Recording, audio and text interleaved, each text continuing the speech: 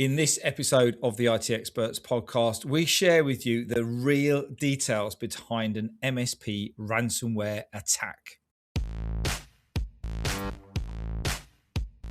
Welcome to the IT Experts podcast, the only podcast to help MSPs scale to 1 million, and if already there, get to 5 and go faster. At the end of the day, isn't it all about building a business that works for you rather than you for it? I hope you enjoy the show. So good morning, good afternoon, good evening. Welcome to the IT Experts podcast. Great to see you again. And today we've got a bit of a sobering podcast for you with our amazing friend of the MSP Growth Hub, Ken Roulston. How are you doing, Ken? I'm good, thank you. Ken, through the conversations that we've had with Ken, I'll get him to explain who he is and who he helps in a minute, but his amazing legacy in the channel. We're going to talk to you today about a situation, very unfortunate situation, where Ken's previous business was hit by a ransomware attack. And the purpose of this isn't to scare you.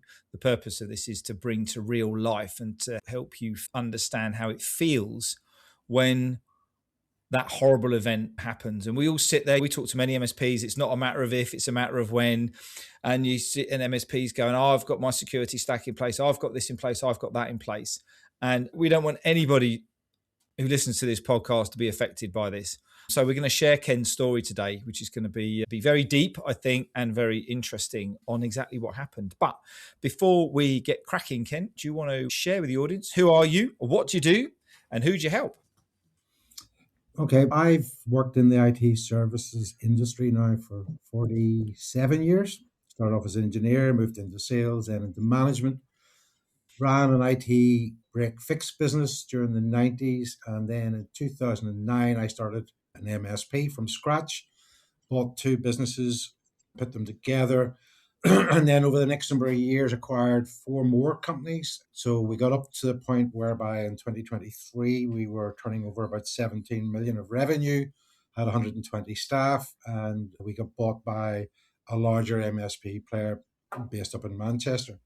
Since then, I've been working with a number of vendors, giving talks at different events, primarily on my area of particular interest, which is M&A, helping organizations grow strategically through acquisition, helping them through that journey. So I work with a number of MSPs around the UK and Ireland specifically in that regard, either on a retainer or a project basis. Yeah, was the enjoyable, fun side of the MSP. The bit that we're going to be talking about today, I've described to many people as the worst period in my life for reasons which will become obvious. But yeah, I'm happy to do it on the basis that I do feel that a lot of MSP owners are potentially complacent and not necessarily fully aware of the risks that they are undertaking in running their business.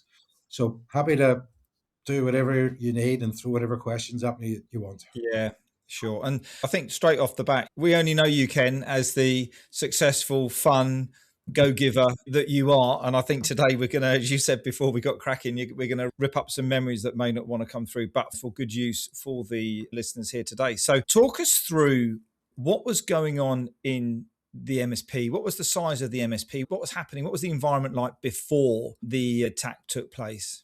Okay, that's a very interesting place to start because in June 2021, we had just completed our last acquisition, which was a company in just southwest London. It was a business that we decided to acquire because it had a very strong capability in cloud. It was running its own private data center, but it had developed skills in Azure and was starting to move some of its clients across into the Azure world. So we saw a good opportunity to acquire a business that had high levels of profitability, had a good customer base, had a strong track record. And we knew that by acquiring that business, we were going to be adding significant value to our own company because we would increase the EBITDA, it would fill in some of the gaps in our portfolio. So as of June 21, the roses were definitely red and life was good. What then happened was that we had been approached by a couple of organizations who were interested in acquiring us, subject to us completing that acquisition. And then I remembered very well. I went across from Belfast, where you can tell by my accent I'm from, and arrived at Heathrow on a Tuesday morning, switched on my phone for it to blow up essentially in my hands, not in a Israeli attack type of way, but in terms of the amount of messages and calls that I was getting. Other So, attacks are available. yeah, indeed. Yeah, essentially, my initial message was the private data center that belonged to the company that we acquired in June 21 appeared to be down. None of the customers were able to access anything. Didn't sound good, but I was literally on my way to two meetings that day with companies who were potentially interested in acquiring us and had provided sort of an outline of the valuations, which were definitely of interest. So I suddenly found myself sitting with people talking about selling the business and how wonderful our business was. But at the same time, in the back of my head, I knew that there was a problem back at the ranch, but I wasn't sure how serious it was. By the end of the day, it was fairly obvious for a number of reasons that we had been hacked. The private data center, I should say, of the company that we acquired had been hacked. Thankfully, we had not yet integrated that network with our main systems. So it was still standalone. So it didn't affect all of the other systems that CMI had in place, but it did affect all of the customers, which was 42 major customers using that data center to differing degrees. But essentially, what it turned out was that none of the 42 businesses had any IT capabilities apart from email. Everything else was run out of the data center, which was effectively wrecked by the hackers. And we then got the message through to say that we had been hacked and that we could buy the key to unlock all of the data and get our Bloody systems hell. for an amount of money, which was initially, I think their first offer was about 1 million. We went back to them and said, we can't justify 1 million. And we saw something funny in their message, which made us think, I don't think they've got the right company. And we went back to them and pointed out that I don't think you've got the right business here. And they said, oh, apologies for that. You know, with you, it'll be 500,000. That actually Oh we're my dealing, word. they were dealing with somebody else at that same time. So they brought it down from 1 million to 500,000. Oh, you got a discount then. We got a discount. So that, of course, was something that we didn't want to do for obvious reasons. We spent the next couple of days trying to see what we could do to recover our systems, to see if we could back up or use our backups, but through a variety of circumstances. And I can explain a wee bit more, not particularly technically, a wee bit more about how it all happened. But one of the key things that we found out was that we didn't have any backups, or at least Oh, to the wow. point of any working backups. The situation came about because once we had sort of got through the whole thing, and obviously there's a bit more to talk about, and we were able to look back through various records, we found that the attack had started through one of the smallest customers that this business that we acquired had, a very small sort of two-man outfit who didn't really buy into IT, didn't necessarily value it, hadn't taken up any of the recommendations, but had been allowed to continue to run their systems relatively unprotected, only for them to be hacked a few days after our announcement was made public about us making the acquisition. So it looks and still appears to us to be a case whereby the hackers had identified that we may be a good target to get some money out of because we were in a business. So they Right. targeted the company we acquired, targeted and got into the least capable user, but they just left what they did there. They didn't push the button on it until September when we were a few weeks away from our financial year end. And of course, that was the worst possible time potentially for us to get hit. So they unveiled it or launched it, I say, in mid-September. So we had gone through the whole situation and found that what had happened was due to human error on the company's part that we had acquired, the backups that they had been using were providing some problems. And between June and September, they had started to move away from using tape backup to Microsoft Blob. And we're in the middle of that transition, but failed to verify that the backups were actually working.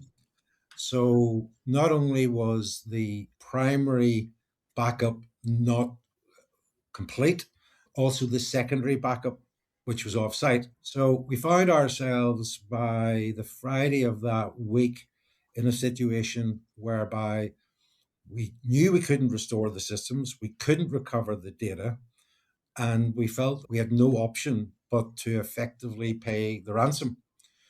That was something that none of us wanted to do. We decided that we would take some legal advice. We actually spoke to somebody who was high up in the cybercrime division of the Met Police, who said officially his position and their position is do not pay the ransom, but unofficially pretty much said, look, doesn't look like you have any other options. You're going to have to do it. And our concern, of course, was we pay the money to these people, which of course had to be done through a cryptocurrency, Yeah. not normal bank transfer, which led to another whole issue. But we pay the money only for them not to provide the key. And then we find ourselves in a situation whereby we've let out money and we still don't have our data. So that over that Friday meant that I spent some time through a colleague doing stuff on the dark web with these people, was able to negotiate the price down to 300,000.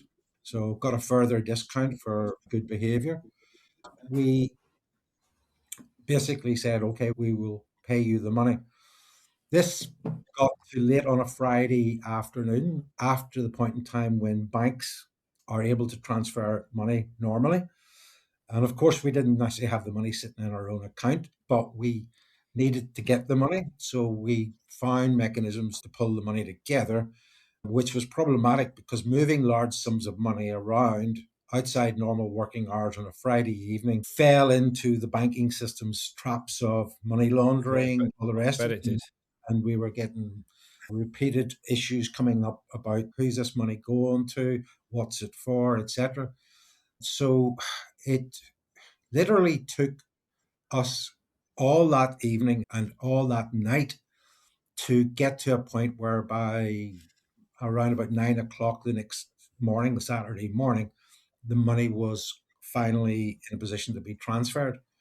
We then held our breath. By the Sunday, we got word that the money had been received and that they were releasing the key. So we thought, okay, it's been rough, but at least now we get the data back and we can move forward. Because you can imagine at this stage, clients were down 3 or 4 days, the IT no access. and they weren't very happy, it's fair to say. So we got the key, and what we found was that we were able to get just about all, not all, but most of the data back. But what we found out was that not only did they steal the data, but when doing it, they trashed all of the systems, virtual systems that we had running within the data center in order to extract the data. So what we were faced with on the Monday morning was having to rebuild 42 environments from scratch. Anybody who runs an MSP or understands what that involves, it's not a simple process. It requires a lot of work, not only to get the basic bones of it built, but to get it configured and tailored and tweaked. That has maybe been years worth of amendments made to get it to the operational level it was at prior to the event. Wow. So the story goes on, and apologies for waffling on, but no, keep going. But what that kicked off was 3 weeks of literally working around the clock, having our staff working around the clock, working through all of these different customer sites to get them back up to an operational state. And of course, another 3 weeks of downtime on top of the 3 or 4 days worth of downtime only made the customers ever so slightly more irate. And of course, lots of flack was flying from every source legally and so on. We had to get involved with the ICO. We were involved with the Met Police. So it was a very challenging period. But So, but yeah, go on. but the good news is after 3 weeks, we got everybody up. We did lose a few clients through the process, thankfully, from our viewpoint, some of the smaller clients. But what we did was we retained 85% of the revenue, recurring revenue we had from our Yeah, client base. And what's more, we got them all onto 3-year contracts based on us moving them to Azure as a matter of priority, which yeah, is what we then set about doing. So the 3 weeks to get them back up and running was the next part of the process. So it went from 3 days initially to 3 weeks, and then it was 3 months probably to get everybody signed up, and not signed up, but get everybody across into Azure and away from that old platform, which had been working for 14 years without a hitch. Everybody was quite happy with it. And then all of a sudden, bang, all went mad. thank you for sharing that, Ken. That must have been your longest weekend of your life. Are you going to come? Where are we going to get this money from? Who's judging us? And that's nothing else but net profit, right? And that takes a long time to recover from that. That doesn't sit around, doesn't that sort of money doesn't sit around lightly. It must have been extremely scary as well, communicating with people that you have absolutely zero minus trust on whether or not they're going to say the right thing, do the right thing, even give you the information back. Absolutely. But an interesting point, which is actually quite funny, is that when they did provide the key on the Sunday, they also provided us with a week's worth of customer service facility to help Oh, with any issues fantastic. we had. Now, in fairness, there was very little that they could do to help us at that stage because they'd done all the damage that there was to be done and they weren't in any position. But it was the fact that they offered this. Now, I should have said that one of the reasons why we decided to move ahead was that this particular ransomware group, which we believe was Ukraine based, interesting enough at the time, but may have been Russian, not entirely sure, were a well-known hacker in the industry. And when we spoke to the head of cybercrime in the Met, or I'm not sure his exact title, but somewhere of that level, and we mentioned our concern about paying out this money only for to get nothing back, he said that he felt confident that we would get the key because this group was well known and therefore they had a reputation to maintain and they didn't want to get a bad reference by not actually fulfilling their commitment. In an ironic way, we were probably attacked by one of the better hackers in that sense because they didn't want to blot their copybook by not delivering on the service and on their commitment. Quite incredible, isn't it? I'm sitting here thinking that you've got your customer service there, you've got they're in communication with you. Do you find them on Trust a Trader or trustahacker.com? And it's like, it's just an absolute crazy, crazy situation. Hey, just a quick one from me for everybody that's listening. Stuart here. If you're serious about growing your MSP, but you're not sure what helps right for you, then just grab our Ultimate MSP Growth Guide. It's a really simple way to check out what's out there for support that could really help you work. There's no fluff, there's no filler, just facts. Or alternatively, if you want to meet us face to face and see how we do things up close, come along to one of our events. They're regularly put on. They're all in the links below. Go check them out. And now it's back to the show. Thanks, Stuart. What is interesting with this, Ken, is that if you're an MSP and you're sitting here right now going, yeah, we do backup, so we're safe, what would you say to them? Yeah, God. It's one thing doing a backup, it's another thing verifying that what you're backing up and what you've got is actually usable and that it's secure. The first point about verifying it is an obvious thing. And the guys that were in that business who were running that part of the business thought that whenever they saw whatever was coming up on the screen that the backup was working, but they never actually tested it out. And what came to the fore was that it was backing up some of the data, but not all of it. But the way it was backing it up meant that none of the data was actually usable. It was backing it up, and technically, as I'm not the person to do this, but in a way where it was like Stripe sort of backup, where it was taking bits of data from different folders, but nothing complete. So that would be the first thing is always make sure that if you're doing any backups of your own systems, and of course this is good advice for your customers as well, is make sure that you're verifying and checking that the backups are actually working. Yeah. Yeah. In terms of this, the second aspect of it, the way I've tried to describe this situation to people, it's a bit like somebody being given the key, the master key to a hotel.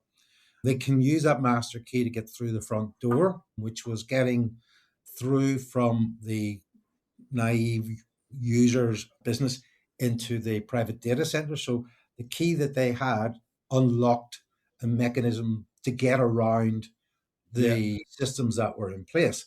Now, I have to say, the systems that were in place were actually fair and reasonable. The ICO gave us a clear bill of health for the protection that was in place. But as we say to anybody, or as I used to say to anybody, you can never provide 100% risk-free guarantees when it comes to security, even in your own systems. So these guys were clever enough to find the way around our internal system. So once they got into the hotel with that master key, they were literally able to go into every bedroom with that master key and take any valuables out of the room, which is the data, but undetected and trash the room at the same time. And then, of course, imagine the analogy going along the lines that you store a lot of your valuables in a safe. The safe was also accessible, and then the backup safe was also deemed to be accessible because it wasn't sufficiently isolated from the main backup system. So there was lots of lessons. One, verify that you're doing the backups are working. Make sure that your secondary backup is sufficiently isolated and regularly updated to ensure that if something goes wrong with a primary backup, at least the secondary backup is available. Essentially, in many respects, even though, as I said, the ICO gave us a relatively clean bill of health, the hackers were clever enough to get around our systems and do considerable damage. The backup issue was our fault. It was a human error issue, which is when it comes to cybersecurity issues, and human error is the biggest risk, and is obviously the situation with us. I should say that also the title of the presentation was about the 500,000 hit, 500,000 hit, and I've said the ransomware 300,000. The other 200,000 came from the costs that we had to incur to rebuild the systems, the overtime that we had to pay, the compensation that we had to pay out to some customers, the legal fees, additional systems that we had to put into place, hard costs, never mind the soft costs of all the time and hassle and distress that it caused for everybody in the business. How big was the business again at that time that was affected? That bit of the business was doing about 5 million of revenue at that point in time, with about 42 active managed service clients. So you can tell from that each of the clients were in the main fairly significant. They were pretty good houses, clients, professional services businesses, solicitors, all the wrong people. So the people who rely on their IT a lot. Yeah. So every time I hear that there's been an event or a hack or compromise, we talked a lot about the backup, but the ultimate problem here is that you allowed one of the customers to be non-compliant and to hand the master key out, didn't we? That's kind of the problem here. I remember years ago when I was at college, someone said to me, what's the main fuel for a gas fire? And I said, it's gas, isn't it? He said, no, it's not. It's electric, because electric lights the gas. And it was like, okay, that's interesting. So the real problem is not the fact that the backups didn't work. That was like cock up number two. The real problem was the fact that, I say you, but the business allowed somebody to be running a non-compliant security. And this is where I'm now going to be pointing everybody I have this conversation back to. If you're not minimum Cyber Essentials Plus and taking this seriously, and all your clients as well, you need to go and listen to this podcast, because it's a scary environment. You're letting somebody hand out the master key to your kingdom, aren't you? Absolutely. And the core CMI business at that stage, the mothership, for the want of a better term, had a very strict policy of all of its customers needing to have a baseline of security for us to provide them with the service. Because we were still in the early stages of integration, we hadn't got around to enforcing that policy on all of the customers of the company we acquired. But absolutely, since that, and when I've given this presentation or talk at other times. And every client that I meet, every MSP that I talk to, I say, you've got to make sure that your clients have got the base level of security in place, Yeah. whether it's cyber essentials or even a higher level. But you are putting your business at risk if you allow them to effectively not take on board that recommendation. Yeah. And you need to be prepared to walk away from clients who don't effectively take that on board, because security is scary. It's going to get even more scary, I believe, Yeah. going forward with advances in technology and AI and all the rest of it. So it is just something that you cannot be complacent about. And you have to absolutely make sure, even though it may be uncomfortable, you need to force your clients to make sure that they've got the basic, at least the basic levels of protection in place that meets the minimum sort of thresholds. Do you believe that they targeted you because they knew the size of the business and what was going on with the acquisitions, and that they knew that you could pay a significant sum of money? Yeah, we were advised that this organization was very professional in its ways of approaching things. It would have picked up on the fact that we had done that acquisition and immediately gone searching into our accounts and what are the accounts of the company that we acquired, and therefore determined what sort of level of compensation that we were able to pay without necessarily, I'm going to say, the company that we acquired, if they'd been hit with a $500,000 bill, it would have sunk them. We had the Yeah. capacity to effectively to pay it and stay in business, albeit with severe dent to our profitability as a result. So yeah, these guys that are doing this are clever. They are not stupid people, and they're not stupid neither technically nor commercially. They know what they're about, and they're one step ahead of most of the rest of us at any given point in time, if not further. So yeah, from what we understand, the timing of it and of them accessing that user site, when they activated the widget that kicked things off, yeah, we're fairly convinced that they were tracking us and were fully aware of who we were and what we were doing, even though they sent us the wrong ransom note when it came to it. Well, that's just an administration error, Ken. You It should leave them a wasn't. bad It review. was an administration error. In fairness, they were able to correct that issue and send us the right one. How did they communicate with you? It's all done through the dark web, and I, to this day, haven't got a clue how that worked. My technical director, he was able to manage it, and yeah, we had to sit around his machine in an isolated context just to work on this communication channel. Obviously, now we know a little bit more about how it actually happens. We hear about it in presentations from vendors, but this is like real life. And I'm sure that everybody is just bolted in, just going crazy. This is just mad. You can feel it and you can hear it, the frustration and the pain that you went through. But okay, it's an illegal business, but it's a business all the same. And there's no point in them hacking someone who's, if they turn up to a £500,000 or £700,000 MSP and said, I want half, 300 grand, they're going to go, just take it, mate, because I'm shutting the business down. So what would you say so they obviously want to be a good customer for them would be someone who we're going to charge them X amount of money that's going to be relevant to what we think that they could get hold of, that A, we're going to get the cash, and B, it's not going to completely crush that business. So for a smaller MSP, that could be 20 or 30 grand. What would you say to an MSP who's under £1 million, who's sitting there going, well, do you know what? They're just not going to bother with us because they're only going to want a small amount of money.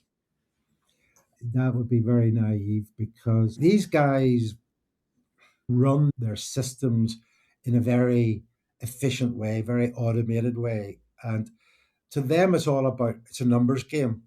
If they can get to 100 MSPs relatively easily, they'll do it no matter what size they are. Of course, they'll adjust the ransomware demand to a level, as you say, that is within that scope of ability to pay. But yeah, they'll quite happily take a lot of small clients along the way, as well as the bigger fish, because it's a very low cost of sale from their viewpoint. They deploy a bit of software, it goes off there, finds its way through a system. So to them, the same amount of work is involved in hacking into a small business as a large one. Okay, the rewards are less, but it would be naive to think that a small business isn't going to get attacked, because any MSP is a gateway to lots of other customers. Yeah. And it's if targeting one MSP, they can effectively affect 20 or 30 end users as a result of that's easier for them to do to hit one MSP than to go to 20 or 30 small end users or smaller again. Yeah, no, I can't give it any more succinctly than you've just got to assume not a matter of if, it's a matter of when. You're going to get it. So you've got to make sure that you've got your systems in place, your backups protected. You've got to have your cyber insurance covered off too, because that was the other thing that the owner of that business was relatively, again, maybe naive might be the word, who felt that, like a lot of people do, why pay insurance because they never pay out. But if we had the insurance cover in that business that we or should have had, we would at least have had some redress. We might not have got all back, we would have had some redress.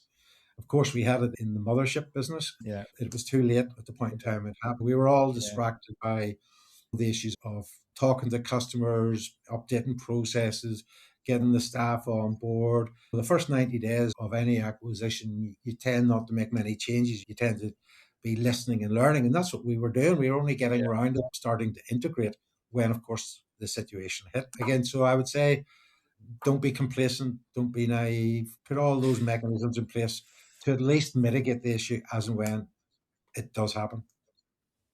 That's absolutely brilliant. Thank you, Ken, for your openness, your vulnerability, the honesty around this. And we're doing it to help share with everyone. What are some of you just mentioned there, get your systems in place, get your backups protected, etc. What would be the 3 absolute non-negotiable actions, specific actions that every single MSP should be doing this year, if not now, if not as soon as they get off this podcast, to help mitigate themselves from being in this position? What does making sure your systems are in place look like in terms of a little bit of detail? We've touched on most of these points, I think, already, but the first is make sure that all of your customers have a baseline security. Great point. Yeah. In place. Is that Cyber Essentials Plus, or is that Cyber Essentials, or is that just, does it not matter? Look, I think every MSP probably has slightly different views as to what level of security they're comfortable with, but you've got to have the basics. You've got to have at least Cyber Essentials in place in all of the customers. Daily Cyber Essentials Plus, but some businesses may want even enhanced levels of protection beyond that. But there are businesses out there that are running with antivirus software thinking that's them covered. I'm sorted. Yeah. It's madness. So that would definitely be the first thing. The second point, and again we've touched on it, is, which is at the other end of the situation, is if it does happen, make sure your backups, you've got backup, tested them, and that they are capable of restoring your systems in the event of something happening. Yeah. How often would you do that? What would be a frequency that you would recommend? Is that a daily thing? Is it a weekly thing? Is it I suppose it's how much data do you want to lose, right? Look, it's going to, again, vary from company to company. Of course, it should be done as much as possible on a real-time basis, if it's all possible, but that may not be feasible due to cost and overheads and etc. But as frequently as is humanly, again, I can't dictate that. I say ideally it's real-time, anything less efficient, but certainly there used to be the old father, grandfather, son, father, grandfather type way of storing data. And it's that type of approach. You need to be doing daily backups, of course, and weekly backups and monthly backups, but it's the verification of those that can take the time. Yeah, got it. That's what falls into disaster recovery processes and so on. In terms of the third one, this is probably goes into the heart of the system, is assuming somebody does get through the front door for whatever reason through one of the users, you've got to, don't be cobbler's children. Many MSPs talk a very good story when it comes to cybersecurity, and they tell their clients to put this, that, and the other layers of security in and wrap the various layers of the onions, but they don't do it themselves. So I think you're never going to be 100% capable of stopping a very good hacker getting through, because they will always find a mechanism. But you've got to do your absolute most to protect that system. And that means making an investment into your own security to a level whereby you are eating your own dog food in terms of what you're promoting. That may be painful in terms of cost, might be painful in terms of the impact it has on your day-to-day working. But I'm telling you, you just do not want to go through what I and our staff went through, because quite honestly, it was the worst period of my life. And I think a number of my colleagues would say exactly the same thing. With that. I wouldn't wish it on my worst enemy. No. Thanks once again for all those MSP owners out there listening to this. Hopefully it struck a chord. Get your teams to listen to this podcast. Do that analysis on what Ken was talking about. Are you keeping safe with your clients, keeping you safe? Are you making sure that you're running that level, the backups, and then putting those tripwires and those alarms? So if anybody does get the master key, you pick it out. As always, Ken, thank you for your time putting this together to help the community. Lots of learning. I don't think there's anything more to say. Apart from, what a shame. It was horrible to hear, but it's happening, and it's happening even more, isn't it?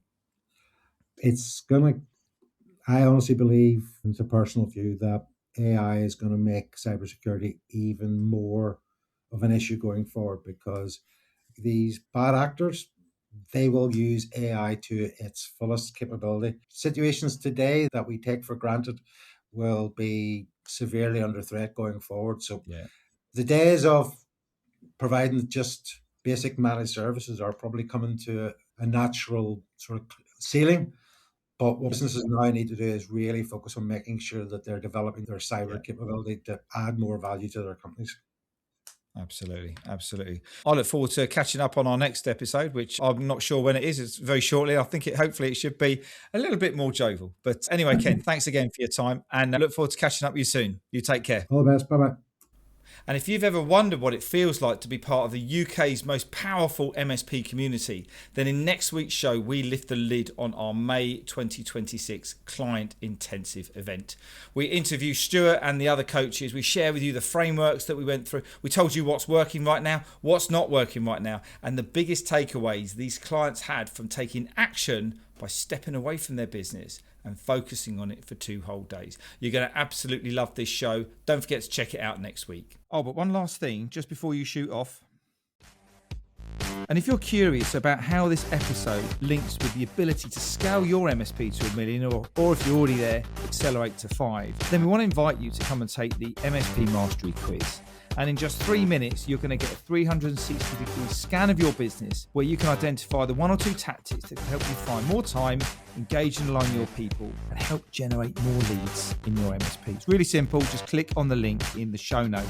And if you have enjoyed this episode, we'd love to get some feedback from you by means of a rating, review on Spotify or iTunes or your podcast platform of choice. We really appreciate every single one of them. Now you can go and enjoy the rest of your day, and we look forward to catching up and connecting with you soon. All the best now.